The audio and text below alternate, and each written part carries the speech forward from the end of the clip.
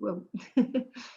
Ok, donc C'est une dinguerie qui vient de se passer. oui, oui, non, c'est le Zoom qui parle en anglais qui a dit que l'enregistrement était commencé. Je n'avais pas l'habitude de cette version où ça parle. Donc voilà, on va d'abord parler de la sécurité du site et ensuite de la RGPD, c'est-à-dire la protection des données. Donc l'accès, alors posez vos questions comme on l'a dit au fur et à mesure sur le chat. Donc l'accès au site, bah, vous le savez, hein, de toute façon pour les membres se fait via un login et un mot de passe. Souvent le numéro de membre ou l'email, parfois le nom du membre. Le mot de passe est défini par le membre à sa première connexion, donc il est libre de choisir le mot de passe de son souhait. Donc, Alors, est-ce que je peux avoir une question moi, par rapport au mot de passe? sur le chat, merci. Ah, sur le chat. Bon, ben, très bien. Donc, je déconnecte mon micro. Oui, si c'est possible, parce que sinon, ça fait quelquefois des interférences. Et puis, vous posez la question sur le chat. Vous verrez, on y répond. On y répond, promis. On a voulu rappeler une chose, là, c'est pas forcément sur. Enfin, si, c'est de la sécurité, c'est qu'il est vraiment, vraiment déconseillé d'avoir un même compte générique pour plusieurs personnes. Ne serait-ce que parce que s'il y a un souci sur le site, c'est important de savoir ce qui s'est passé en dernier lieu et de savoir exactement qui s'est connecté. Donc, et de toute façon, de manière générale, dans la sécurité des systèmes d'information, il est proscrit de partager un compte générique. Donc, un truc genre le nom de votre cell, je ne sais pas quoi, utilisé par plusieurs personnes avec le même mot de passe, le même login, le même mot de passe, c'est vraiment proscrit.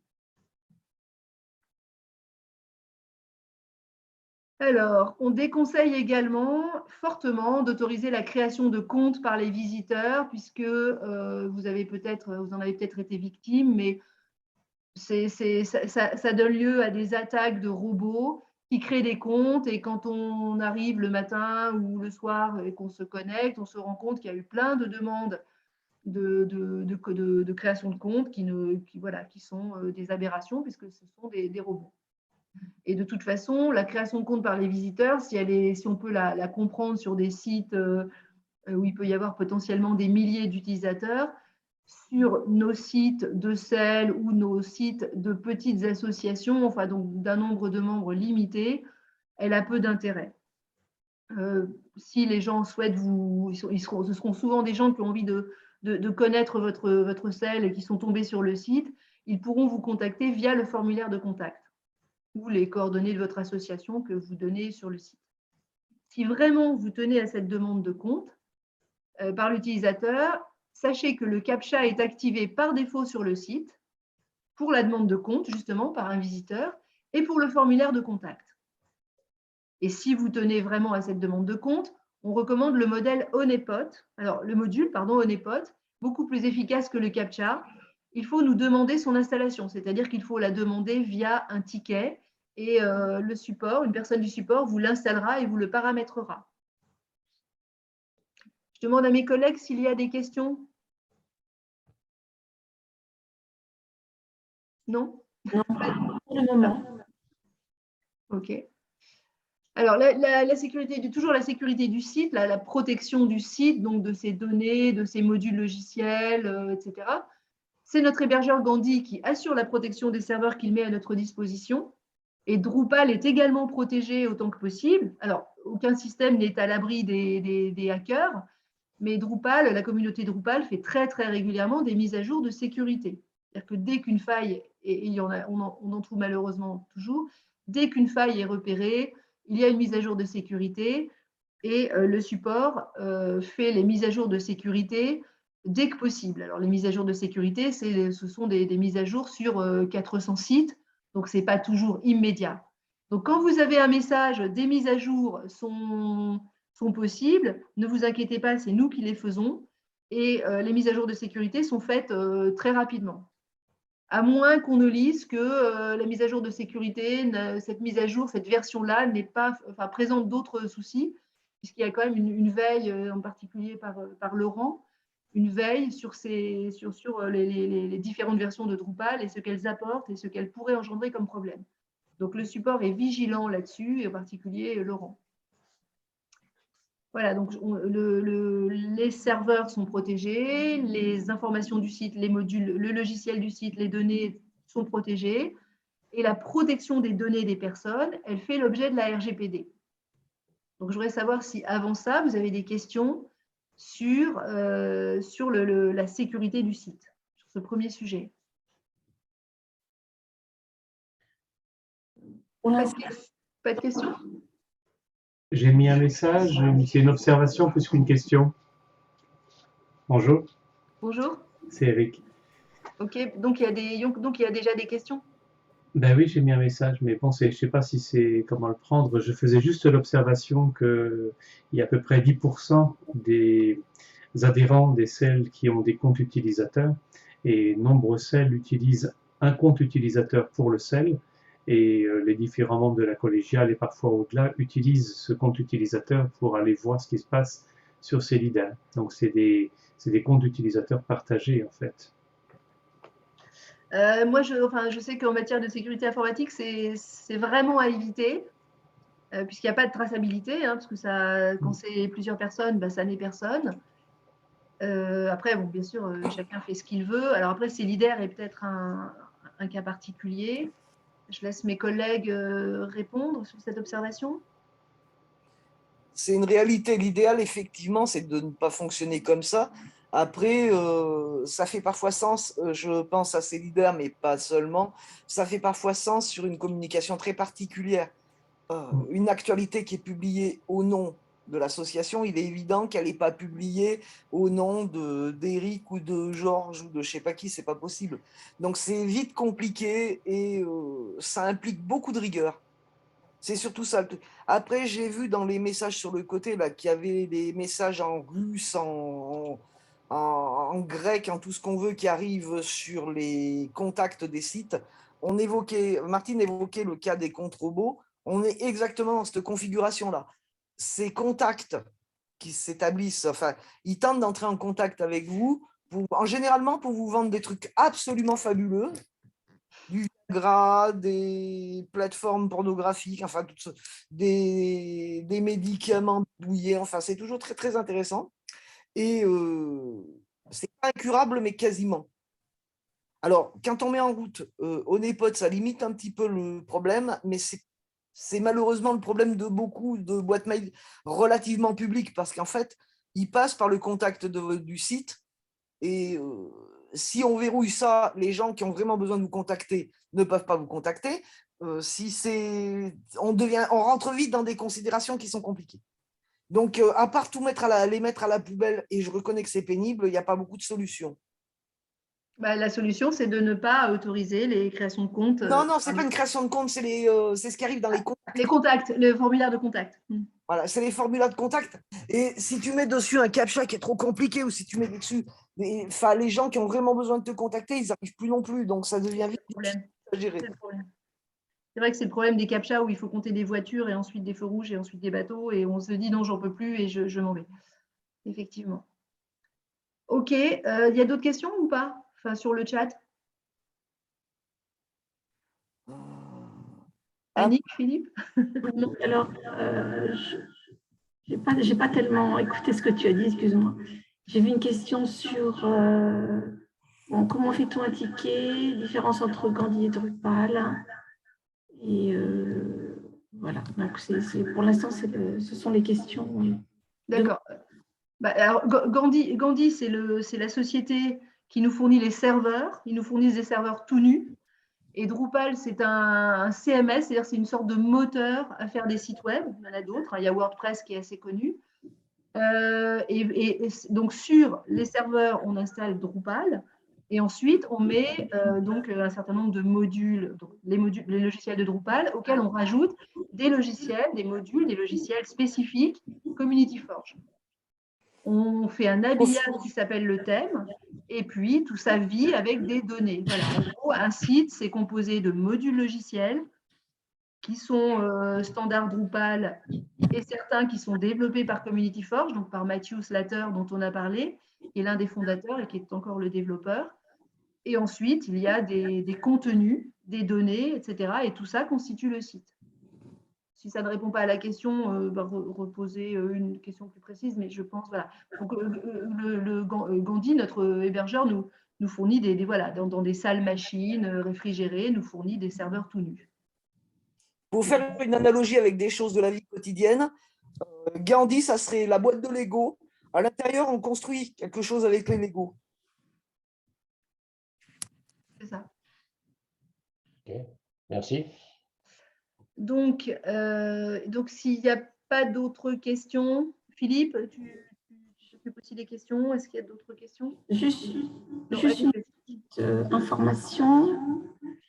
Que Laurence conseille une information d'avertissement à l'ensemble des adhérents. Un utilisateur égale un utilisateur. Oui, c'est ce que je conseille. Et après, quand on est un peu dans l'obligation de faire autrement, et c'est le cas chez Celidaire, mais c'est le cas aussi d'autres plateformes, pour faire une information générale, et lorsqu'on ne souhaite pas que cette information générale émane de son compte personnel, je pense qu'il y a des règles à mettre en place à l'intérieur du groupe même qui utilise ce compte générique. On utilise un compte CA, par exemple, conseil d'administration, ou un compte animation. Et ce compte-là, il faut définir les règles précises. Ce que ce compte-là a le droit de faire ou de ne pas faire, et comment, et éventuellement, qu'est-ce qui signale aux autres de ses actions. Une fois que la règle est bien définie, il n'y a plus vraiment de difficulté à ce niveau-là. Mais il faut vraiment que les règles soient bien définies, sinon, effectivement, c'est là qu'on a des bricoleurs. Et une absence totale de traçabilité. J'ai répondu à la question?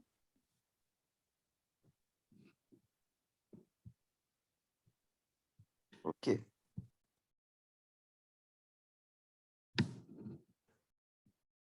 Ok, donc on va donc enchaîner. Moi, j'ai un écho, je ne sais pas si vous aussi, mais quand Annick, quand tu parles, il y a un écho, mais peut-être que c'est chez moi que ça ne va pas. Est-ce que c'est mieux? Est-ce que c'est mieux là?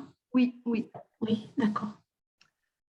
Donc, je vais en venir à la protection des données, donc la protection des données à caractère personnel, les DCP.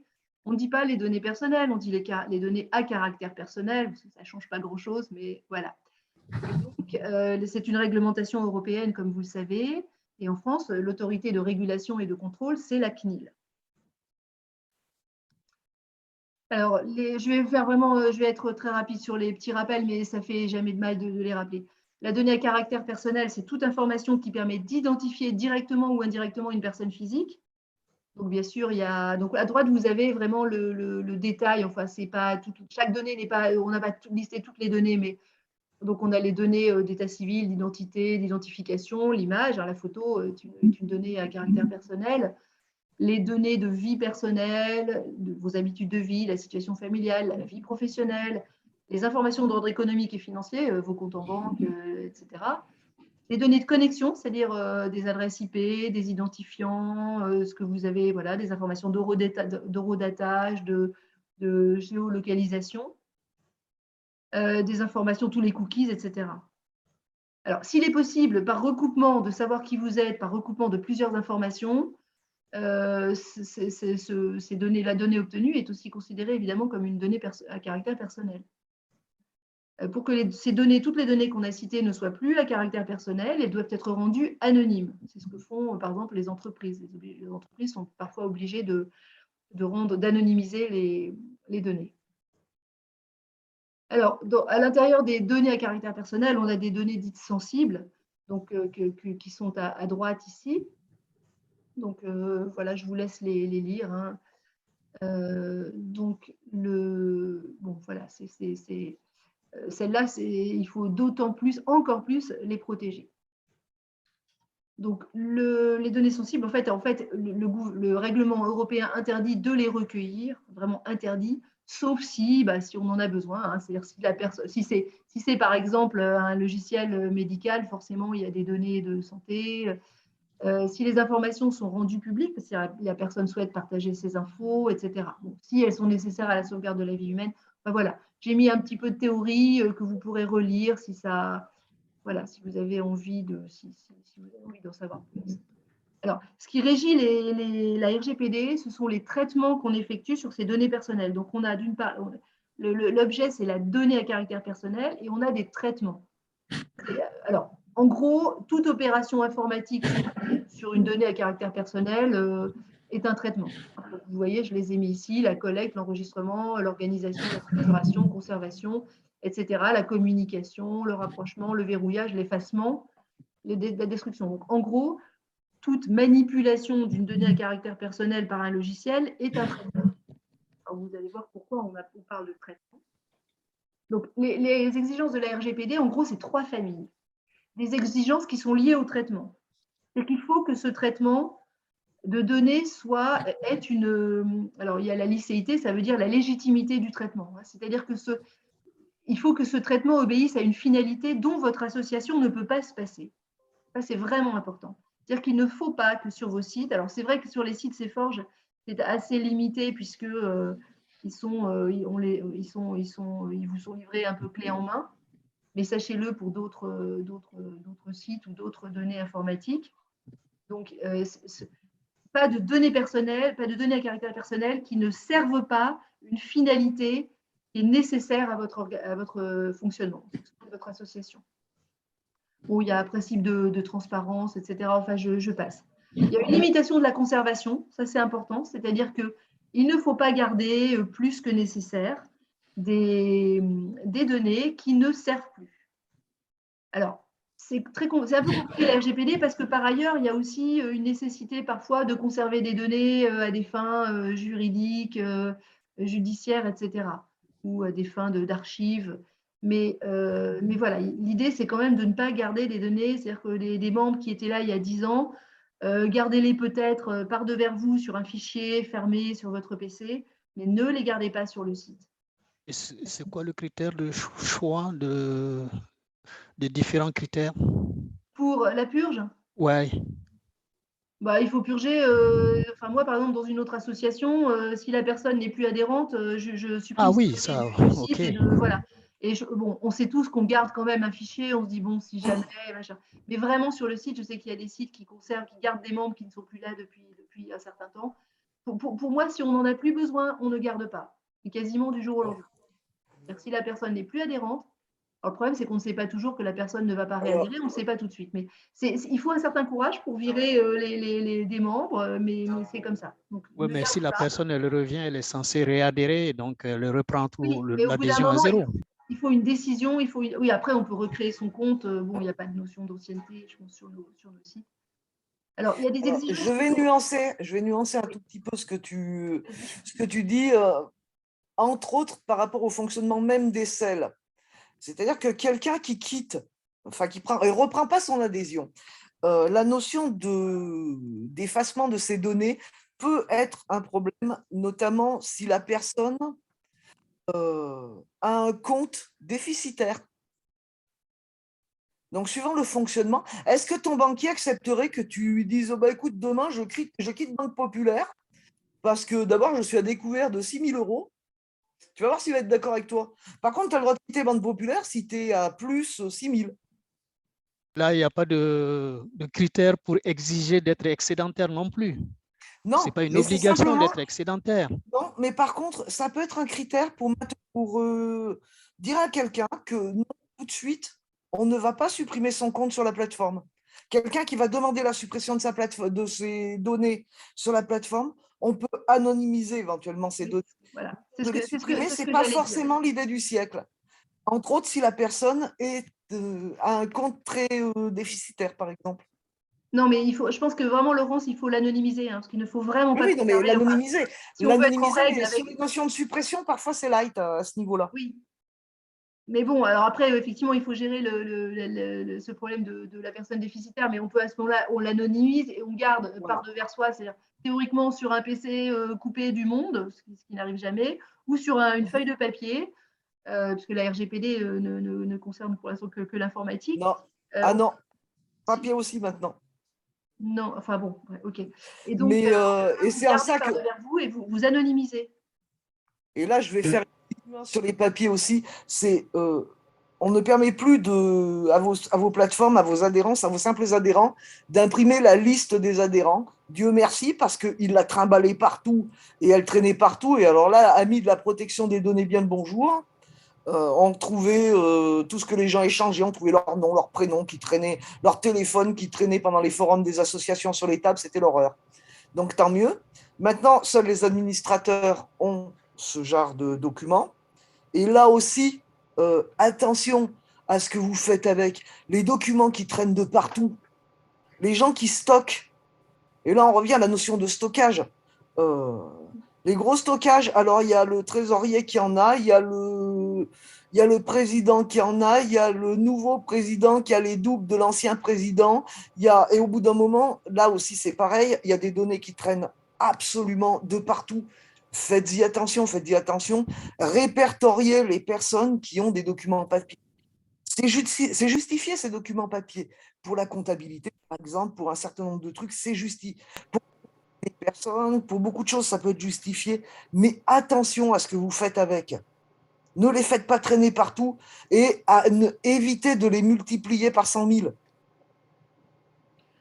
Mais à la limite, ça fait partie des conditions des responsabilités de chacun de savoir que les données, les informations dont on détient sont réellement des informations sensibles et il y a de la responsabilité des personnes qui sont en charge de les gérer, de faire en sorte de prendre les mesures nécessaires pour éviter ce genre de choses. Je vais y revenir parce que pour rejoindre Laurence, moi je parlais d'avoir des fiches papier parce que forcément tout administrateur, tout membre du comité ou en tout cas cadre d'une association est obligé d'avoir des versions papier.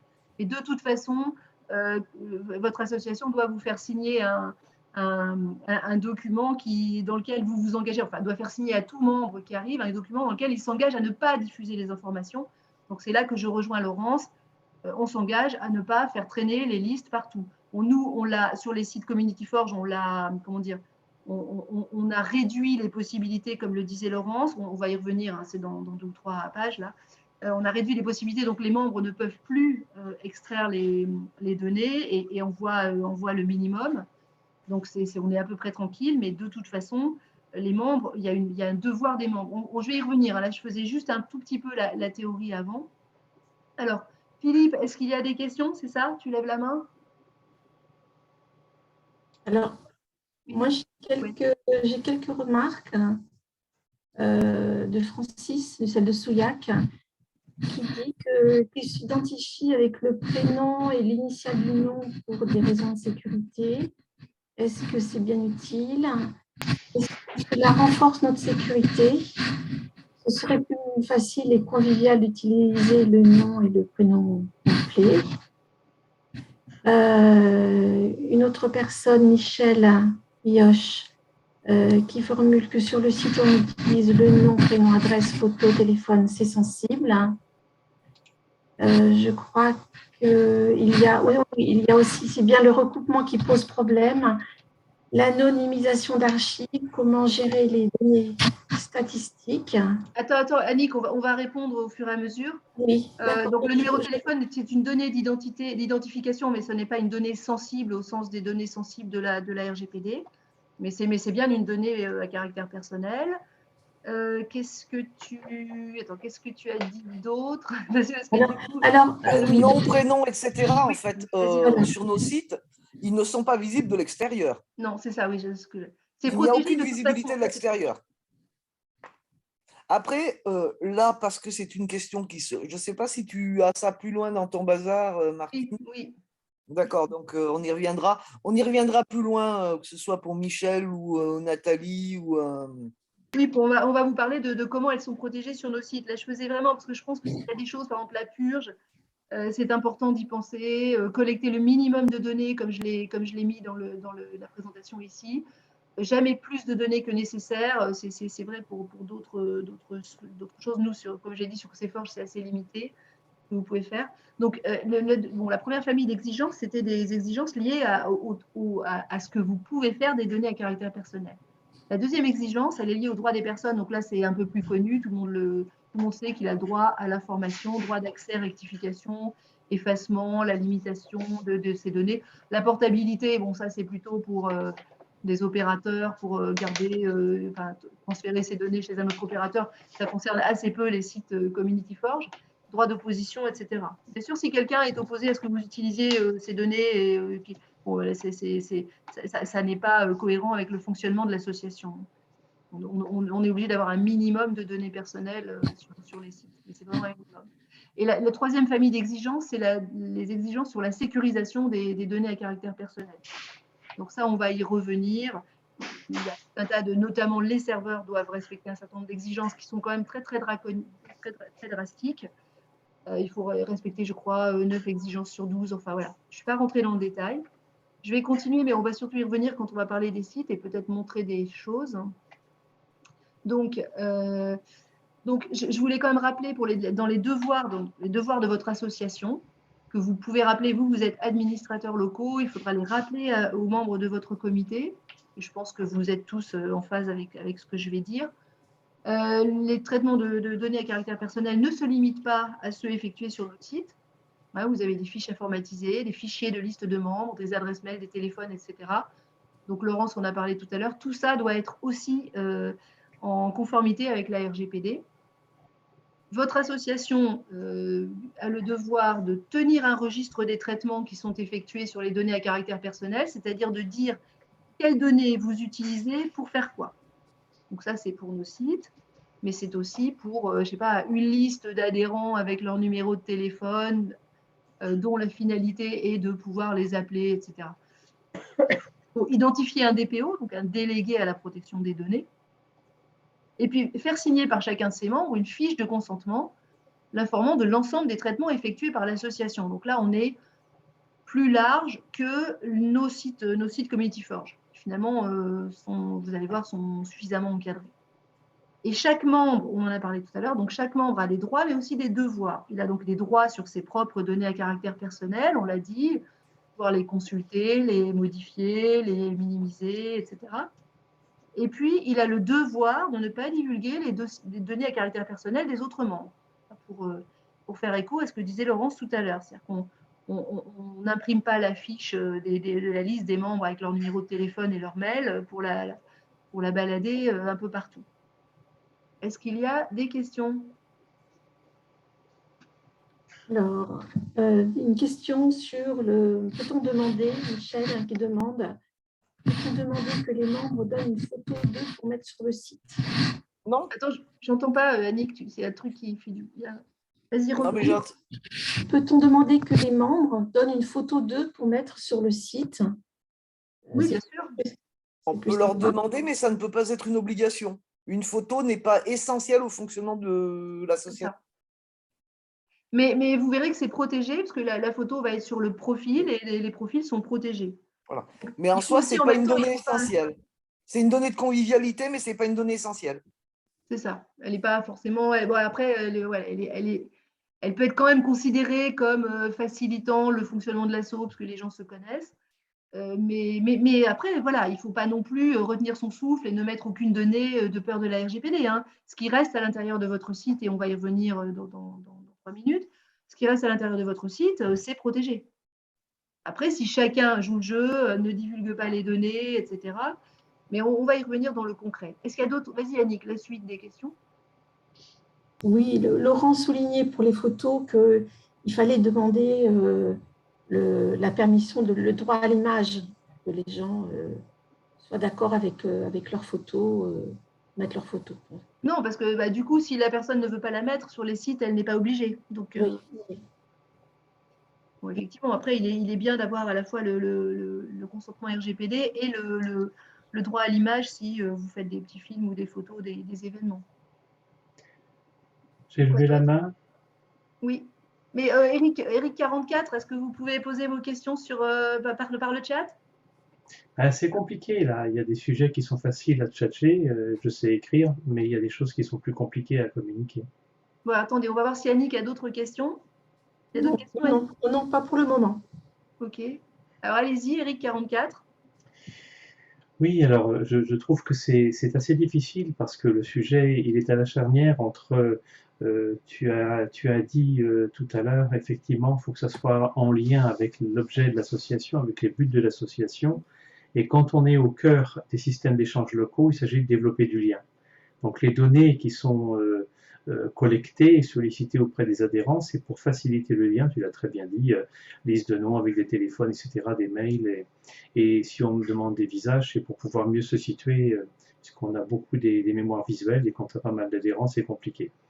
Donc ça, c'est le volet, c'est le cœur du sujet qui anime les systèmes d'échanges locaux, faciliter les échanges. Et de l'autre côté, il y a des droits fondamentaux qui sont, par exemple, le droit à l'oubli. On sait que sur les fichiers des sites, on a une petite remarque, bon, telle personne, eh ben, effectivement, c'est super, il y a des liens géniaux, ou telle personne, au contraire, il y a eu un souci. Et ce droit à l'oubli, il est présent dans de nombreux codes en droit européen, en droit français. Et c'est vrai que tu disais que ça demande un effort, mais il ne faut jamais oublier qu'on n'est pas, comment dire, propriétaire des données qui nous sont communiquées. Les données nous sont communiquées uniquement par rapport à un moment donné où on est adhérent. Alors ça vient s'opposer un tout petit peu à la notion de quand on veut faire des liens, la mémoire c'est utile, ben voilà, c'est pas mal, même si c'était il y a 3 ans, il y a 5 ans, on est content de le voir, on retrouve deux, trois repères qui aident à reprendre le lien, à retisser des liens, donc on est tiraillé, mais je pense qu'effectivement, une décision est à prendre, à part des notions statistiques ou d'archives, pour voir un petit peu des variations d'effectifs, etc., au sein de l'association. À un moment donné, il faut se dire, on n'est pas propriétaire des données qui nous sont communiquées. Et franchement, le droit à l'oubli, en fait, il peut être exercé par la personne parce qu'elle a quitté l'association et qu'elle se rend compte, d'une manière ou d'une autre, qu'il y a encore des données ou que quelqu'un lui dit « Ah ouais, ouais, t'es encore dessus, j'ai vu ta photo ». Mais encore une fois, si la personne n'est plus adhérente, il faut autant que possible supprimer ses données. Et sinon, elle peut exercer son droit à l'oubli et ça peut être compliqué. Hein, enfin, voilà, elle peut saisir la justice parce qu'on n'a pas effacé ses données.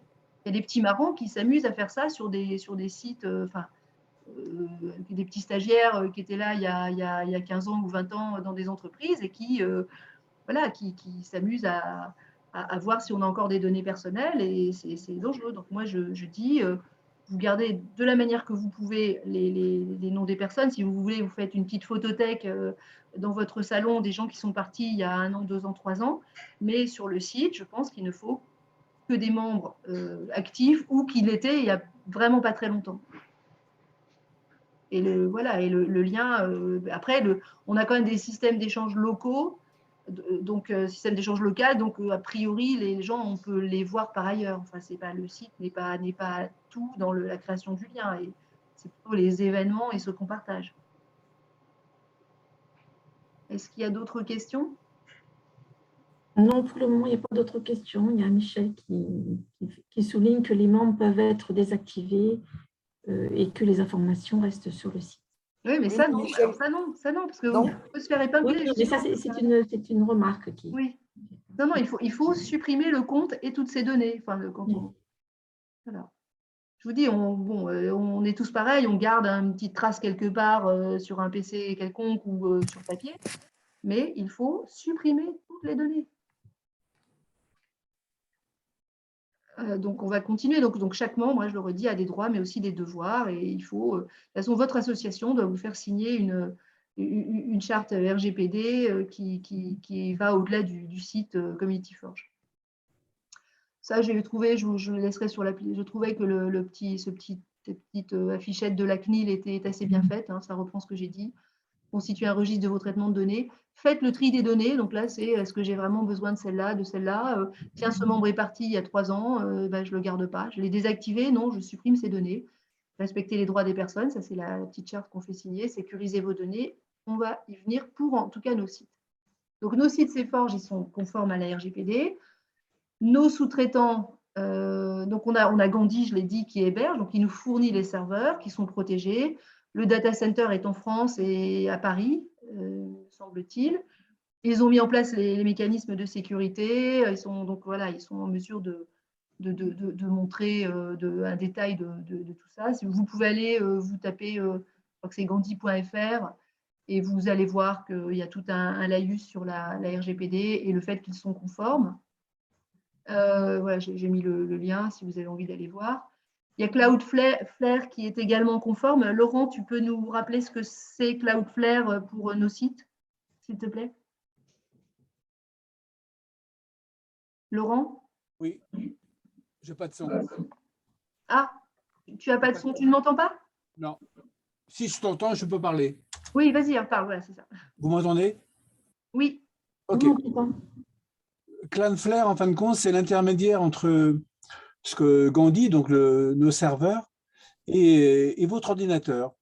On va dire qu'en 2015-2016, même tout avant, il y avait une grosse attaque des Russes sur le serveur de Community Forge, et ça avait tout planté.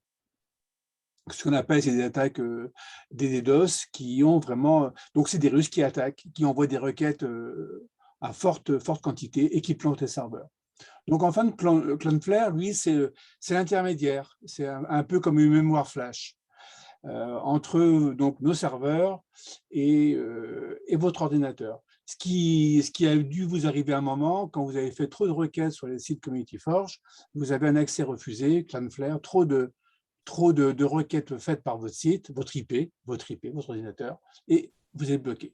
Vous dites, en ces cas-là, soit nous envoyer un ticket pour vous débloquer votre IP, soit d'attendre, je ne sais plus combien de temps c'est aujourd'hui, d'attendre que votre IP soit renouvelée et acceptée par le serveur.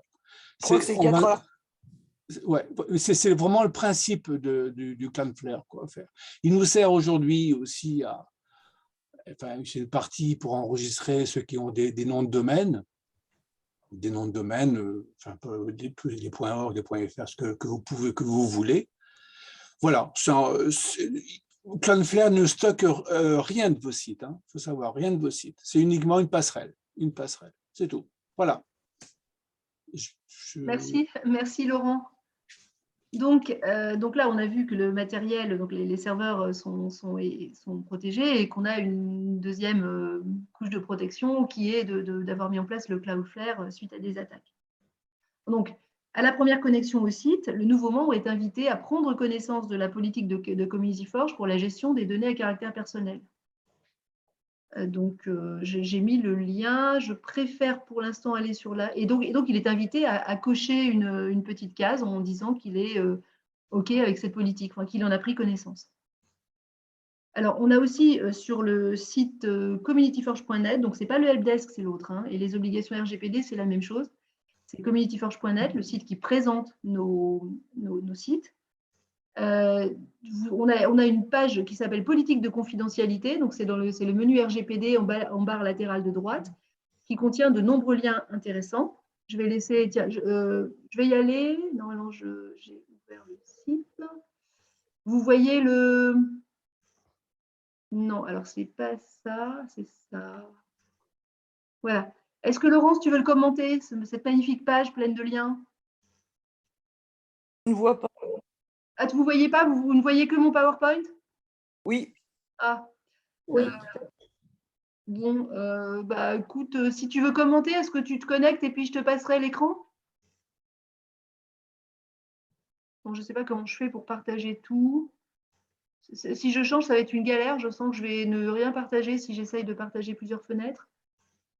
En tout cas, bon, je vous invite à y aller. Il y a notamment de la création d'un document RGPD pour votre association, le RGPD et vous, la politique de confidentialité. On va faire un petit peu de ménage parce qu'il y a des choses redondantes, il y a des choses qui méritent d'être un tout petit peu mises à jour. Mais c'est vraiment une mine d'or. Vraiment une mine d'or. Je vais revenir à mon PowerPoint puisque tout le monde ne voit que ça, malheureusement. Et donc ici, donc là, oui, alors ça va être pareil. Est-ce que l'un de mes collègues peut aller sur ce que je suis en train de montrer, là, sur les obligations RGPD, https, communityforge.net/fr/obligations RGPD? J'ai beau tout ça faire. Tu me dis quand tu es prête à prendre le… Je crois que tu peux prendre l'écran sans me demander, en fait. Là, j'ai configuré normalement comme ça. Je vais essayer. Parce que c'est important. Je pense que c'est la suite. Non.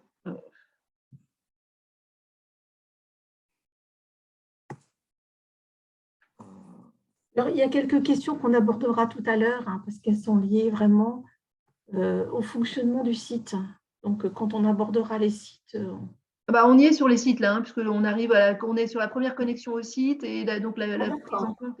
Donc, mais je sais pas où Laurence montre. Mais sinon, je peux essayer de partager mon. Ah, merci Laurence. Voilà, donc ça, c'est la politique de confidentialité des sites hébergés par Community Forge de manière globale. Je vais peut-être vous épargner la lecture de cet immense baratin, parce que c'est quand même admirablement soporifique. C'est verbeux, mais c'est voilà, c'est Mais c'est important en fait. c'est juridique. Alors, c'est un verbiage qu'il faut avoir lu au moins une fois. Là, pendant la formation, c'est peut-être pas génial qu'on vous fasse la lecture, mais c'est un verbiage qu'il faut avoir lu au moins une fois. Ça vous donnera une idée de ce à quoi ça correspond.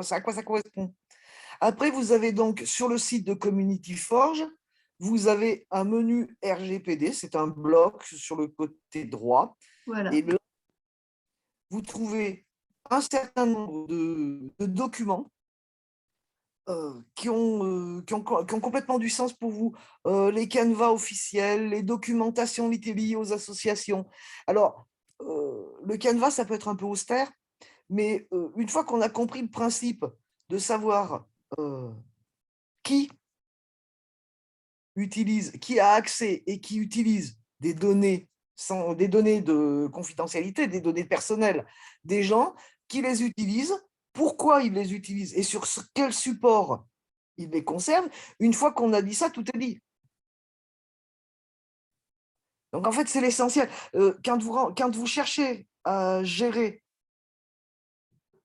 vos données, quand vous établissez un fichier, et ben, en fait, ce qu'on vous demande, là, vous avez le Canva, qui est un truc, je ne sais pas si je peux l'ouvrir depuis ici sans que ça fasse du bazar. Je ne peux pas l'ouvrir comme ça. Non, mais j'étais sûr que je n'allais pas pouvoir. Vous allez tomber sur des choses qui vous paraissent très, très obscures, alors qu'en fait, c'est relativement simple. Qui a accès aux données? Qui a accès à quelles données? Par exemple, le trésorier a accès à votre nom, prénom et téléphone, mais il n'a peut-être pas l'accès à votre adresse email. Je donne un exemple, mais il peut y en avoir d'autres du déjà. Ou alors il a tout parce que c'est casse-pied de trier le fichier. Et donc, on sait que le trésorier est là. Pourquoi le trésorier a ce fichier? Parce qu'il met à jour les cotisations et qu'il a donc besoin de savoir qui a payé sa cotisation ou pas. Qui les a aussi, le président de l'association, par exemple. Et donc, il y a un certain nombre de personnes qui ont ces accès-là. Et donc, ce qu'on vous demande, c'est qui les a, sur quel support il les a. Est-ce que le trésorier, c'est un fichier papier parce qu'il n'est peut-être pas très à l'aise avec un tableau Excel et qu'il préfère avoir un fichier papier? Est-ce que c'est un fichier Excel? C'est rien d'autre qu'on vous demande, ce n'est pas sorcier. Oui. L'intérêt de tenir à jour ces données-là, ça vous permet déjà de voir que parfois, il y a trop de monde qui a des accès et des accès qui ne servent à rien. On donne l'accès à tout le fichier, à toutes les adresses email, à tout. Parfois, ça n'a pas de raison d'être. Les personnes n'en ont pas forcément besoin. Je pense que quand il y a par exemple de grandes collégiales, quand il y a 20 ou 30 personnes dans une collégiale, si les 30 personnes ont toutes les données, c'est peut-être pas génial, par exemple. Mais il y en a d'autres. Et donc, ça permet déjà de retrier un peu. Ça permet aussi de déterminer combien de temps on va les garder. Quand on change de trésorier, est-ce qu'il pense bien à donner son fichier au suivant ou est-ce qu'il le range au fond de son tiroir dans sa cachette, dans ses trésors de guerre? Donc, c'est important de savoir ces choses-là et ça permet dans une association de bien définir qui a quoi, comment et de ne pas avoir des trucs qui se baladent de partout. J'en connais des associations où quand on parle des archives, on te dit « Ah ouais, je crois que c'est machin qui les avait, mais en fait, je crois qu'il n'en a plus qu'une partie parce que sa cave avait pris l'eau. » Enfin, on se retrouve dans des trucs qui sont complètement déconnants où plus personne ne sait qui a quoi. Oui, c'est vraiment important de faire un tri. On va revenir, parce qu'on a l'autre écran qui est intéressant, les obligations RGPD. Je vais reprendre la main, Laurence. Oui, vas-y. Donc, oui. Alors, le PowerPoint, voilà. Partager. Donc, oui, Laurence, si tu peux préparer sur ton écran celui-ci, les obligations-RGPD, On le montrera tout à l'heure. Tu le montreras tout à l'heure, d'accord? Mhm. Voilà, donc je continue. Donc là, Laurence vient de nous montrer cette page, la page politique de confidentialité. Alors, les sites Community Forge sont conformes à la RGPD. Les données contenues dans le profil ne sont pas visibles de l'extérieur ni exportables. Donc, elles sont protégées. Alors, évidemment, elles ne sont pas protégées d'un hacker, mais elles sont protégées a priori et les serveurs étant protégés, Drupal corrigeant ses failles de sécurité, il n'y en a pas tant que ça. A priori, il y a très peu de risques que les données dans le profil qu'il y ait une violation de ces données. En revanche, donc c'est très important ce qu'on va dire, les données qui sont contenues dans les contenus, c'est-à-dire les annonces, les pages de présentation des événements, etc., elles peuvent déjà, il y en a qui peuvent être accessibles à des visiteurs, hein, ne serait-ce que les annonces qui sont, même si elles sont anonymisées avec le numéro du membre, puis les événements, etc. Donc, dans ces textes-là, il ne faut mettre aucune donnée à caractère personnel. Et là, c'est ce sur quoi on vous demande, à vous, mais aussi aux membres du comité, donc les administrateurs et les membres du comité, on vous demande d'être vigilant et de rappeler cette recommandation. Il faut la rappeler souvent, vous savez sans doute déjà ce que c'est, hein, les gens, vous leur dites une fois, mais il faudra le rappeler. Donc, lorsque vous repérez des données personnelles dans une annonce, dans un événement, on peut très bien, dans un événement, on peut dire, voilà, il y a le pique-nique chez monsieur machin, il habite autant, enfin voilà, surtout pas de données à caractère personnel. Il faut les rappeler aux nouveaux membres, de toute façon, à l'occasion de la signature de la petite charte RGPD. Il va aussi en prendre connaissance sur le site, mais l'expérience prouve, et on est tous passés par là, qu'on ne lit pas forcément complètement les infos légales sur la RGPD. Quand ce sont les longs laïus, voilà, des fois on fait OK tout de suite. Et il faut le rappeler aux gens très régulièrement. Et dès que vous voyez un contenu dans lequel il y a une donnée à caractère personnel, il faut rappeler à la personne d'enlever cette donnée qui va permettre éventuellement de l'identifier. Est-ce qu'il y a des questions, Annick, ou des remarques? Oui, une remarque de quelqu'un pour souligner ce que tu disais là par rapport aux annonces, que parfois les personnes mettaient leurs coordonnées personnelles et que c'était vraiment la vigilance de l'administrateur de chaque annonce, en fait. Sur chaque annonce, vérifier si les coordonnées de la personne ne figurent pas, quoi, parce qu'elles sont emportées par l'élan de leur contenu, de la rédaction de leur contenu, et en fait, elles signent ou elles mettent parfois même leur adresse. Donc, c'est bien de le répéter, de le redire, de leur faire, je pense, modifier l'annonce par eux-mêmes pour qu'ils se rendent compte qu'ils impriment bien. Donc, voilà, ça, c'était une remarque. Une personne, Francis, fait part qu'il a supprimé par erreur un de nos membres, un de ses membres, un des membres de son CEL, et il s'est aperçu avec un grand étonnement et un soulagement qu'il n'avait aucun mal à restaurer son profil et toutes ses informations. C'est parce qu'il a probablement, il a supprimé vraiment toutes les données. Voilà, c'est supprimer le compte et ses données. Moi, je pense que ça marche, hein, qu'on ne retrouve pas les informations ensuite. Mais je vais laisser parler. Je sais où est la blague, c'est qu'il y a différentes possibilités. Oui. On peut anonymiser le compte, on peut supprimer toutes les données, on peut supprimer des trucs différents. Et donc, je pense que ce n'est pas la bonne case qui avait été cochée. Oui, c'est ça. Il y a 4 possibilités, me semble-t-il. Il faut cliquer sur la dernière, supprimer le compte et ses données. Donc, il ne faut pas désactiver, il ne faut pas… je ne sais pas si ça propose anonymiser, je ne sais plus. Enfin, voilà, il faut être vigilant là-dessus aussi. Quelqu'un fait remonter une remarque. Eric, les responsables doivent assumer leur rôle de modérateur, responsable et rectifier régulièrement au nom de leurs responsabilités. Voilà. Je pense qu'il faut plutôt inciter, comme Laurence le disait, il faut plutôt inciter le membre à corriger lui-même son annonce.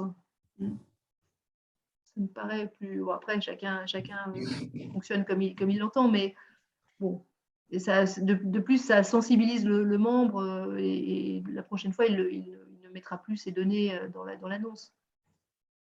Donc, dans les annonces, qui partent du site, une personne demande comment ne pas mettre son numéro de téléphone ou adresse pour prendre contact. Et ça, tu as répondu tout à l'heure, c'est que c'était déjà sécurisé et qu'il n'y a qu'en se connectant qu'on pouvait voir ces données.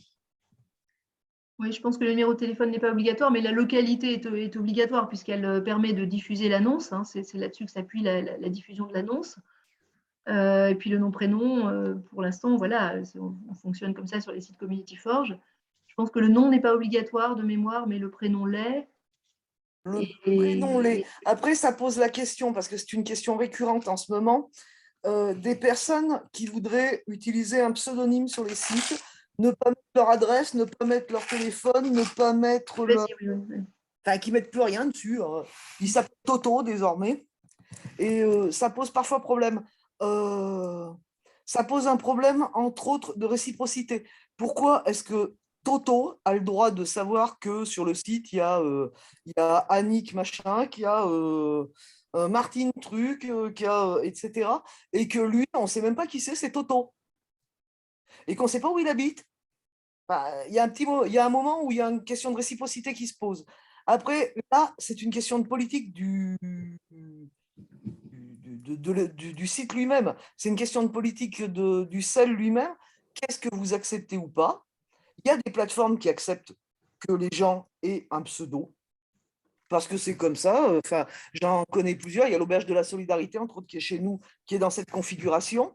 Il y a des plateformes qui veulent qu'il y ait vraiment un nom, un prénom et à minima une ville et une rue. C'est une question de choix, mais c'est quelque chose que vous devez définir entre vous et de manière précise. Parce que là, il n'y a pas une réponse complètement stéréotypée, mais elle doit être valide pour tout le monde. S'il y a une personne qui a le droit de mettre un pseudo, les autres ont le droit aussi. S'il y a une personne qui a le droit de ne pas mettre sa ville ou de ne pas mettre... les autres aussi. De mettre en guise de ville qu'il habite Mars ou qu'il habite je ne sais pas où. Enfin, c'est parce que c'est ce qu'on voit de manière récurrente. Les autres ont le droit de le faire aussi. On est dans des associations locales. A priori, on doit pouvoir échanger entre nous. Ces données-là ne sortent pas. Faut peut-être parfois aussi expliquer aux gens qu'il y a des limites à ce qu'on peut faire ou pas. Après, il y a des sites pour être complètement anonyme et dire des âneries à longueur de journée. On va sur Facebook, on va sur... mais sur nos plateformes, ce n'est pas forcément judicieux. Et il faut voir ce qu'on accepte comme données minimales. Après, il y a trop de données. Ça marche aussi, hein, c'est ce qu'on disait tout à l'heure. Il peut y avoir trop de données, y compris des fois pour des questions de convivialité.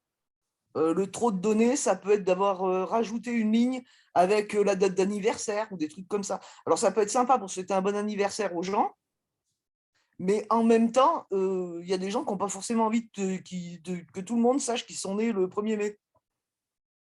Donc, ça se réfléchit et ça se réfléchit entre vous. C'est à définir quand la question se pose dans un cell, et elle s'est posée pas mal de fois ces derniers temps, avec des gens qui disent « Ah oui, mais moi, je ne veux pas mettre mon téléphone, je ne veux pas mettre ma ville, je ne veux pas mettre ma rue. Les gens, ils ont qu'à me contacter, pas ma boîte mail. Et puis d'ailleurs, je ne mets pas mon nom, je m'appelle Toto. » Il y a un moment où ça devient extrêmement limite. Et donc là, c'est une question de politique. C'est à vous de définir, quitte à le faire via votre règlement intérieur, de définir ce que vous acceptez ou pas. C'est pas après, ça crée des batailles à l'intérieur des plateformes, c'est malsain. Définissez les choses une bonne fois pour toutes. Annick, est-ce qu'il y a d'autres questions? Il est possible de rappeler les fondamentaux de la charte du lien sincère, loyal. C'est la convention entre les membres d'un cell, c'est ce que fait remonter Eric. Jean-Pierre pose la question. Peut-on empêcher de voir les annonces pour les visiteurs sur les sites? Réponse oui, dans le principe.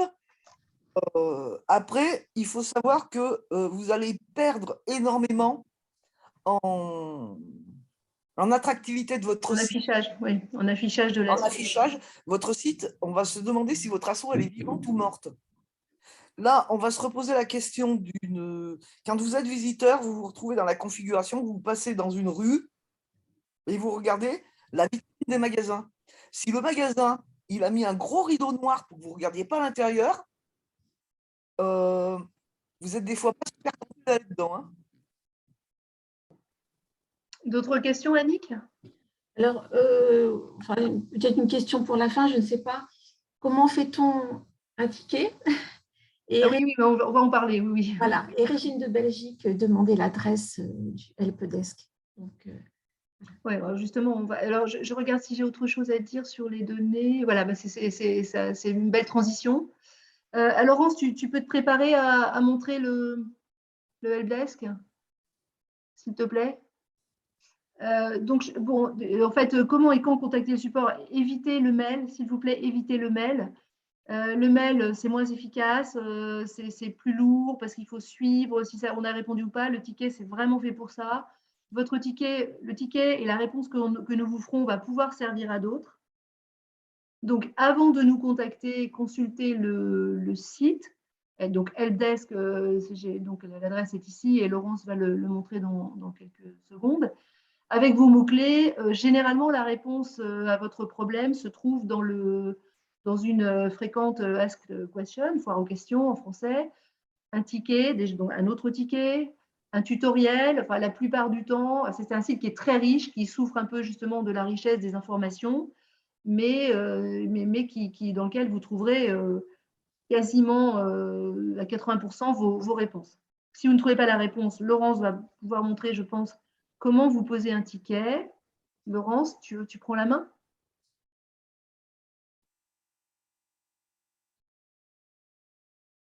On a perdu Laurence? J'arrive. Ah. Donc, alors, le temps que tu te connectes, vous pouvez faire la demande. Donc, ça peut être pour un problème, ça peut être pour une question, ça peut être aussi pour avoir de l'aide pour la mise en route de votre site ou pour une évolution de votre site, hein, les tickets. Voilà, ce n'est pas seulement un problème rencontré. Vas-y, Laurence. Je vais revenir simplement sur les données RGPD qui sont sur toutes vos plateformes. Donc déjà, effectivement, bon, il y a tout ce qu'on a évoqué, la liste des membres ici. Voilà. Donc là, on a une liste de membres. Là, une personne a mis, c'est une plateforme de démo, donc évidemment, les gens ne mettent pas forcément toutes leurs données dessus, puisque ça ne nous sert pas à ça. Et donc là, il y a eu une tolérance pour que les gens ne mettent pas forcément leur nom, ne mettent pas forcément, voire même mettre un pseudo. Ça peut être un choix. On revient donc à ça. Cette liste n'est pas imprimable par d'autres personnes que les administrateurs. Et là, si je vais sur cette plateforme, si je vais là à droite, sur RGPD,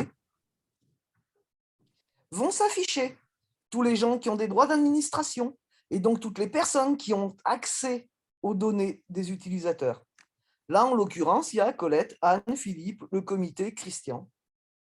En dessous, vous avez la liste des personnes de Community Forge qui ont également ces accès-là. Ça, sur toutes vos plateformes. C'est une aide que vous allez retrouver sur tous vos sites et c'est une aide précieuse, entre autres, pour savoir qui a ses droits d'administration. Et c'est d'autant plus important que parfois, on va donner des droits d'administration à quelqu'un sans lui donner les responsabilités qui vont avec, sans lui évoquer les responsabilités qui vont avec. On va lui dire, bah, c'est bien comme ça, tu peux... c'est toi qui vas pouvoir enregistrer les nouveaux membres. Super. Ou c'est toi qui vas pouvoir créer les nouvelles actualités du site. Super, c'est bien, c'est une nouvelle aide. Mais il faut aussi dire à cette personne qu'elle a sa part de responsabilité sur ce qui se trouve sur le site, qu'elle a sa part de responsabilité quant à la protection des fameuses données. Ne jamais oublier de le dire aux gens parce que parfois ils tombent des nues en découvrant que ah bah oui, ils sont sur la liste du bazar RGPD et c'est pas tout à fait comme ça qu'ils avaient vécu la chose. Alors ils le vivent souvent comme une montagne, c'est pas une montagne, c'est simplement que c'est bien que ces personnes-là soient informées.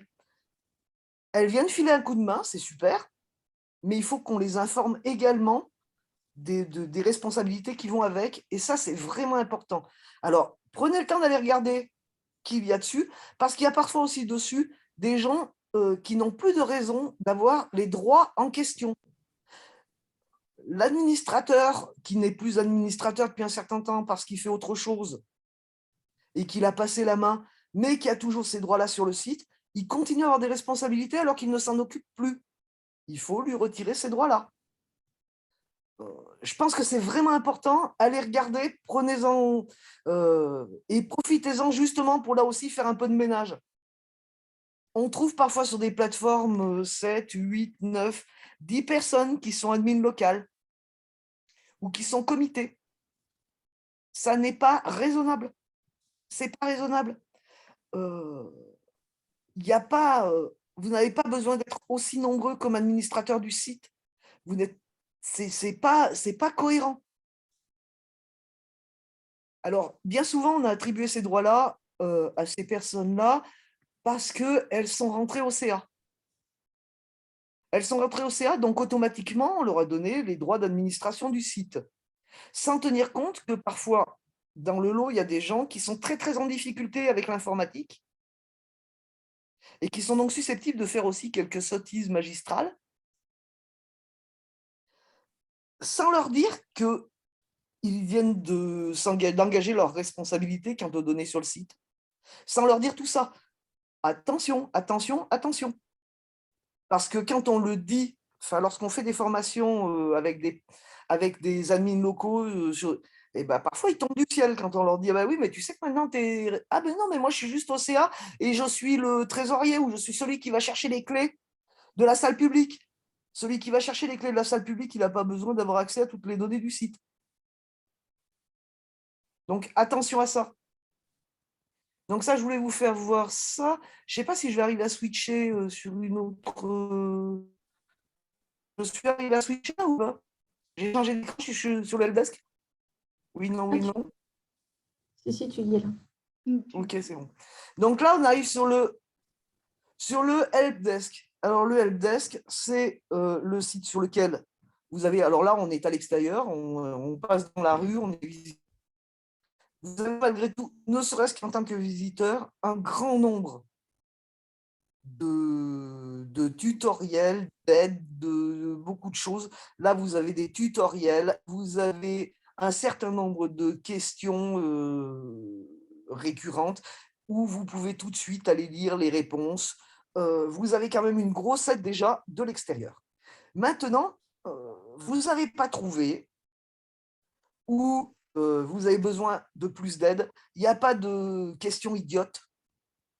On le répète régulièrement, mais je vais continuer à le dire parce que bien souvent, malgré tout, il y a des gens qui nous disent « Oui, mais la question est un peu bête. » Non, il n'y a pas de question bête. Si c'est une question, c'est que vous n'êtes pas sûr de votre réponse et nous préférons que vous veniez nous mettre un ticket, justement, ce qu'on va faire, plutôt que de patauger sur le site, de vous mettre en difficulté, d'avoir au bout d'un moment envie de jeter votre ordinateur par la fenêtre, de finir par dire que c'est un logiciel tout pourri parce que vous n'en sortez pas, de finir par bricoler et faire une bêtise qu'après, comme vous ne savez pas comment nous contacter, est pénible à réparer, vous mettre dans des difficultés pas possibles. Donc, il n'y a pas de question bête. Si vous n'arrivez pas à faire un truc, vous n'arrivez pas à le faire, point. Alors, la solution, c'est d'avoir un compte sur ce site-là. Vous allez dire encore un compte, oui, mais on n'a pas beaucoup d'autres solutions. Donc, il faut vous créer un compte sur le helpdesk.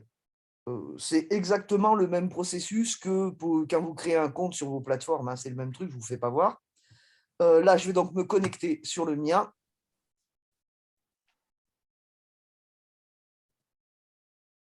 Et là, je vais créer un ticket. Voilà. Et donc, je vais créer un ticket. Je vais mettre le titre du ticket. Je n'arrive pas à supprimer un membre.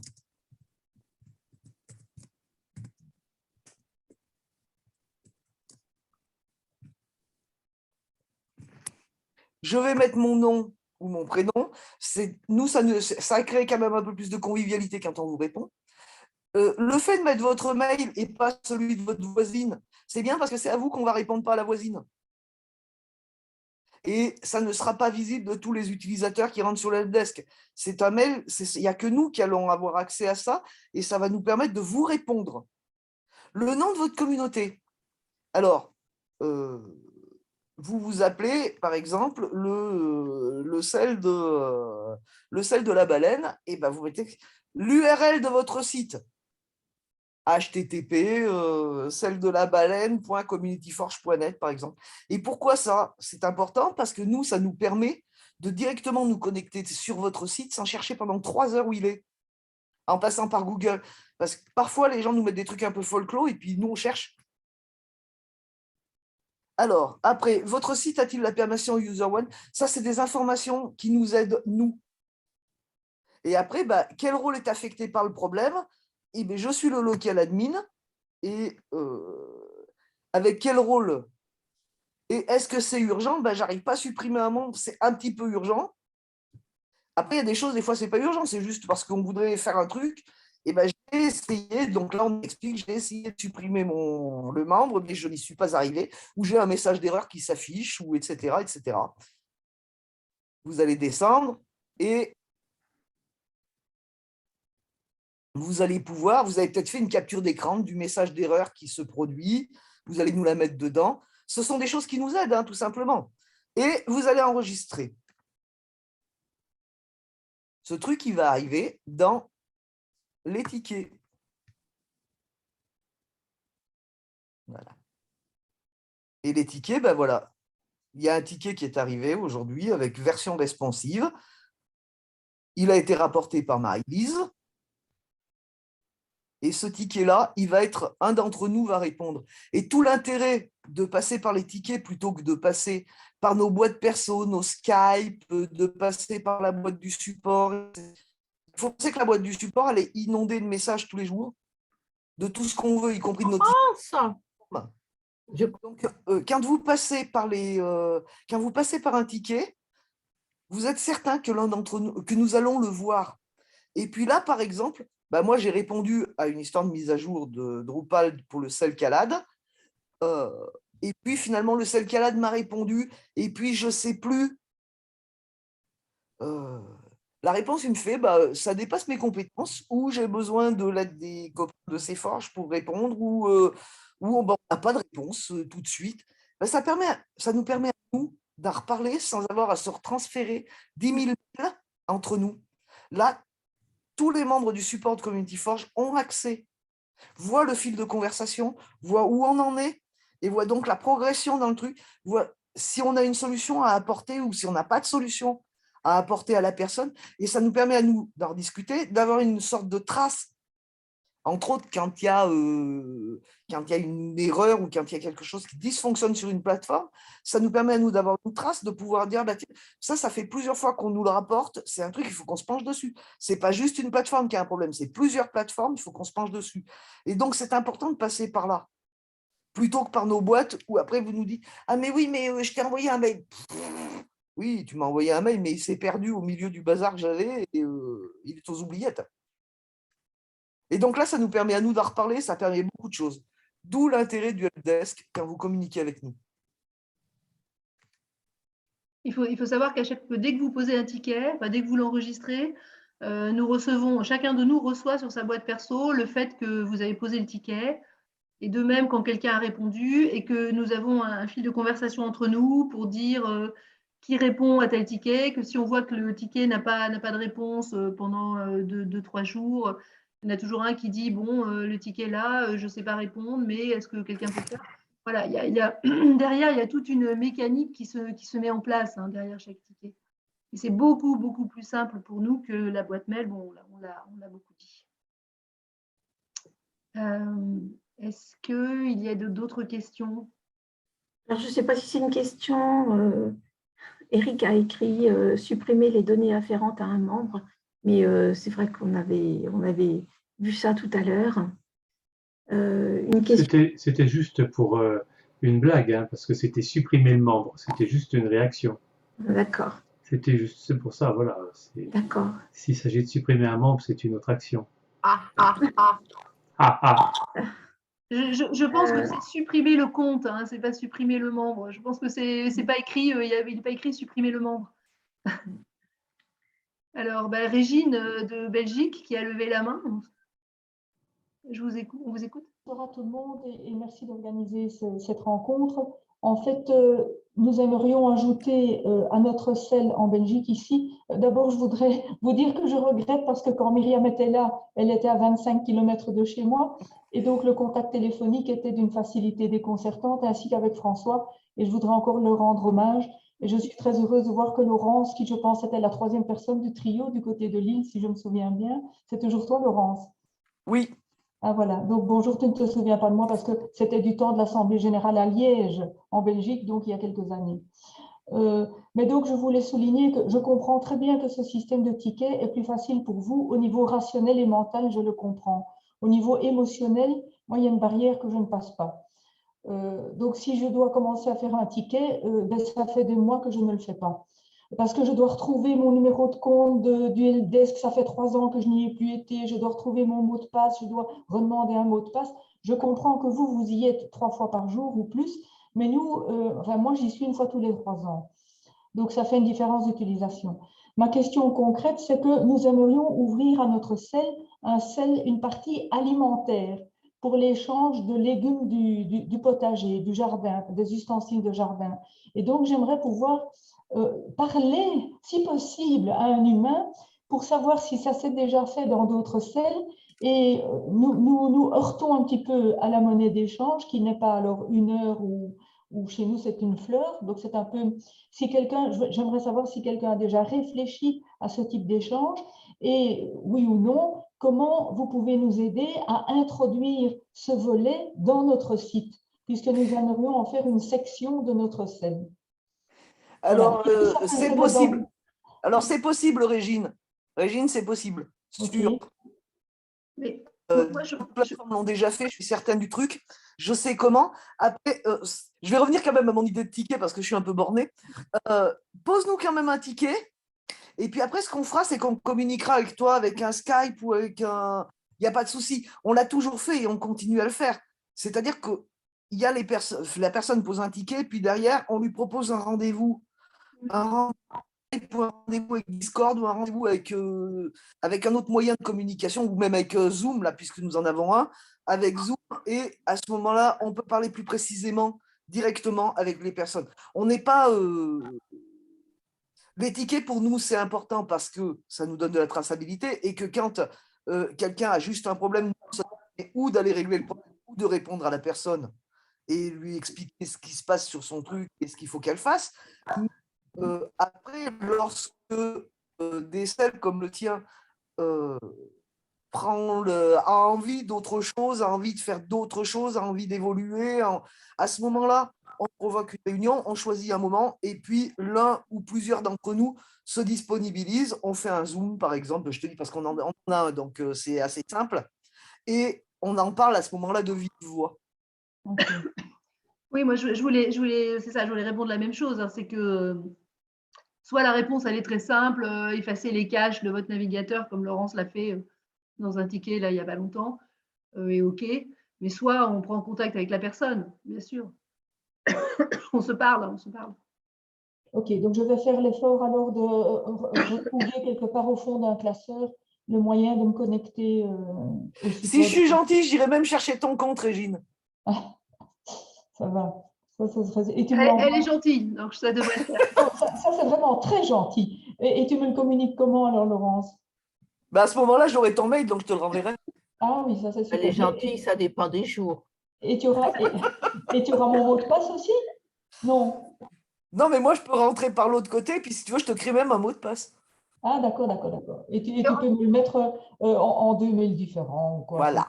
Mais en même temps, Régine, moi, je trouve que c'est une question qui est intéressante. Par exemple, pour nous, les membres du support, c'est vrai que s'il y a un Zoom ou un Skype qui nous permet d'entendre la réponse de Laurence, ça nous intéressera et ça peut intéresser d'autres selles. Donc, d'où l'intérêt du ticket quand même. D'accord. On va donc trouver un compromis. Oui. Merci pour ce dialogue. Et merci à Laurence. Je ne suis pas pressée dans les 2 jours, donc attends le moment où tu es de très bonne humeur pour retrouver mon compte, ça me va. Merci Laurence. Est-ce qu'il y a d'autres questions? Oui, j'ai quelques petites questions. Bon, là, qui se rapportent au site. Alors, Michel pose la question Hamlet, ça veut dire quoi? Des poissons. Bon, Let veut dire local exchange trading. Hein, donc, Non, mais c'est des poissons. C'est aussi une histoire de poissons qui vivent en banc. Oui, mais enfin, c'est quand même, ça s'applique. C'était un jeu de mots. C'est un petit jeu de mots. J'ai comme autre question, peut-on mettre plusieurs salles en réseau? De Jean-Pierre. Et Philippe de Sellerie dit qu'il ne faut pas communiquer les mots de passe par mail. Voilà, c'est une petite remarque. Oui, bon, il faut. Par mail, mais à ce moment-là, tu ne mets pas de quelle plateforme il s'agit. Ça, je ne sais pas. C'est pour ça que je proposais par 2 mails distincts, une fois le login et une fois le mot de passe. Voilà. Mais On fait merci, attention c'est à vrai, ce genre il de va y choses avoir- aussi. Hein. Voilà, merci. Et donc, la communication entre plateformes, ça actuellement, nos plateformes, elles ne communiquent pas entre elles. Non. Donc la meilleure solution, c'est qu'il y ait plusieurs comptes, il y ait un compte qui fasse le lien entre les plateformes. C'est des décisions à prendre entre vous, ou alors d'avoir une plateforme commune. À ce moment-là, est-ce que tu veux bien nous mettre un ticket? Et voilà, j'y reviens encore une fois. Ah, c'est parfait, oui. Mettre un ticket en ce sens, s'il te plaît. Je pense qu'on a fait pas mal le tour là. Je pense qu'on a toutes les questions ont été abordées, je pense. Hein. Est-ce que j'en ai oublié? Je ne sais pas. Je ne pense pas. Donc, il nous reste à vous remercier donc pour votre participation, parce que ça nous fait quand même toujours plaisir de voir que vous êtes un peu nombreux à prendre de votre temps pour vous intéresser. On vous proposera des formations. Peut-être il faudrait faire des séances libres où les gens peuvent peut-être poser leurs questions à l'avance et qu'on réponde à la question en séance pour redonner de l'humain, peut-être pour faire plaisir à Régine. En tout cas, nous ne sommes pas des robots, hein, je confirme. Voilà, je ne sais pas, je laisse si mes collègues veulent intervenir. Je voudrais remercier, disons, d'avoir organisé cette réunion. C'est instructif, quoi. Merci. Merci à vous. Merci.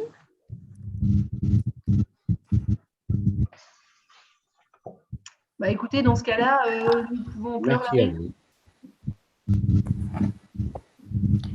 Merci à tout le monde. À la prochaine, bonne soirée. Ah ben, merci beaucoup et puis bonne soirée. Merci, Bonne soirée, merci. Merci à tous. Merci à vous. Bonne soirée. Au revoir. Bonsoir. Au revoir. Au revoir. Bonsoir. Au revoir. Bonsoir tout le monde. Au revoir. Bonsoir.